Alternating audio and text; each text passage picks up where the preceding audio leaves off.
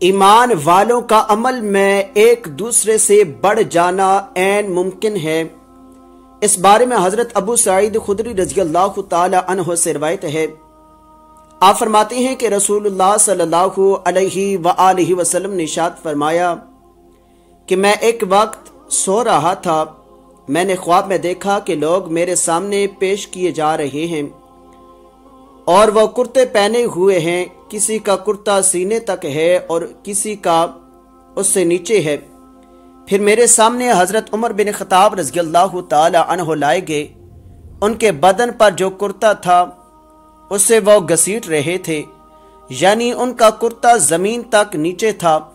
صحابہ نے پوچھا کہ یا رسول اللہ صلی اللہ علیہ وآلہ وسلم، اس خواب کی کیا تعبیر ہے؟ تو آپ صلی اللہ علیہ وآلہ وسلم نے ارشاد فرمایا کہ اس سے دین مراد ہے۔